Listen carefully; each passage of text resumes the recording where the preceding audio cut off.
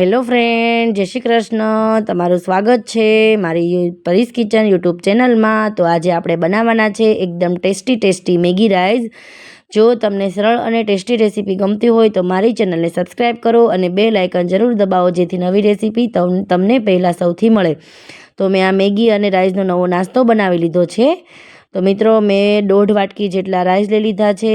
આપણે બાસમતી આવે છે એ લીધા છે. તમે જીરાસર આવે છે તે પણ લઈ શકો છો, નાના ભાત.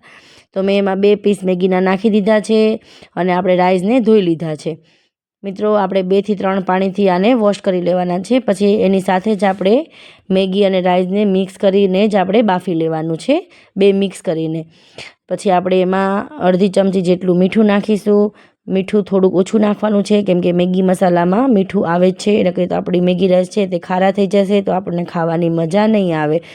પછી મેં આમાં 2 થી 3 ચમચી જેટલું તેલ નાખી દીધું છે, કેમ કે આપણી મેગી અને રાઈસ એકદમ છૂટું જ થશે. પછી એમાં પાણી નાખવાનું નથી, ઓસાવીને આપણે એની ઉપર પાણી નહીં નાખીએ, કેમ કે આપણે મેગી અને રાઈસનો ટેસ્ટ છે એ ઓછો થઈ જાય છે. એટલે આમાં તેલ નાખી દઈશું એટલે ઓલરેડી આપણા મેગી અને રાઈસ છે એકદમ છૂટા બફાઈને તૈયાર થશે.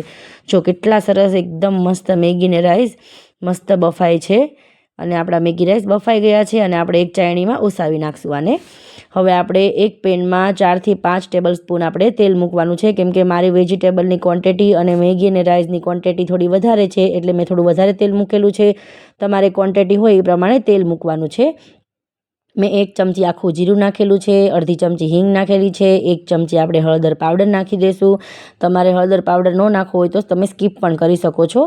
તો પછી મેં પહેલાં છે એ બટેટા અને ગાજર પહેલાં નાખી દીધું છે, કેમ કે બટેટા અને ગાજર થોડી ચડતા વાર લાગે છે, એટલે મેં બટેટા પહેલાં નાખેલા છે ગાજર સાથે.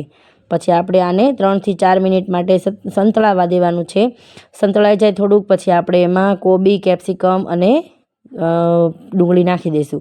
હવે આમાં પણ આપણે થોડું મીઠું નાખી દઈશું, કેમ કે તો જ આપણા વેજીટેબલ છે થોડા સોફ્ટ બનશે. જો આપણા ગાજર અને બટેટા ચડી ગયા છે એટલે આપણે હવે કોબી, કેપ્સિકમ અને ડુંગળી નાખી દેવાની છે. તમે ડુંગળી ન ખાતા હોય તો તમે એને સ્કીપ પણ કરી શકો છો.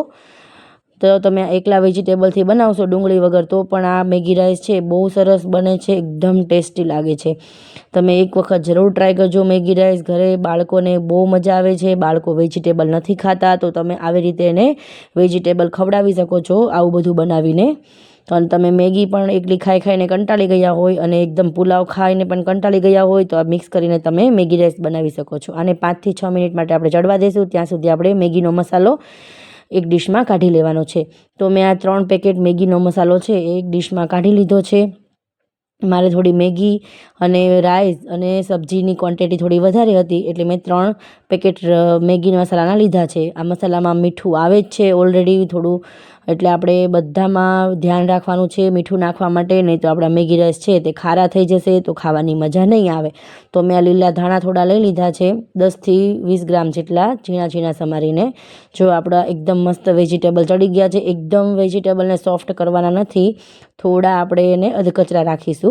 હવે આપણે 1 ટેબલ સ્પૂન લાલ મરચું નાખી દીધું છે અને જે મસાલો આપણે કાઢેલો છે મેગીનો એ પણ આમાં એડ કરી દેવાનો છે. એકદમ મસ્ત બધી ફ્લેવર આમાં બેસી જશે મસાલાની.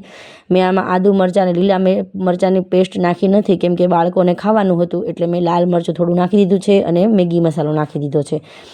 તમે આમાં આદુ મરચાં અને લસણની પેસ્ટ પણ નાખી શકો છો, પણ તમે આવી રીતે એક વખત બનાવજો, બહુ સરસ લાગે છે મેગી રાઈસ.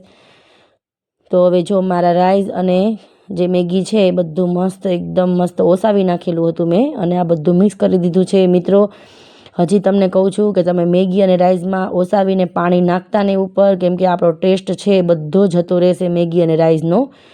તમે ખાવાની ખૂબ મજા આવશે આવી રીતે.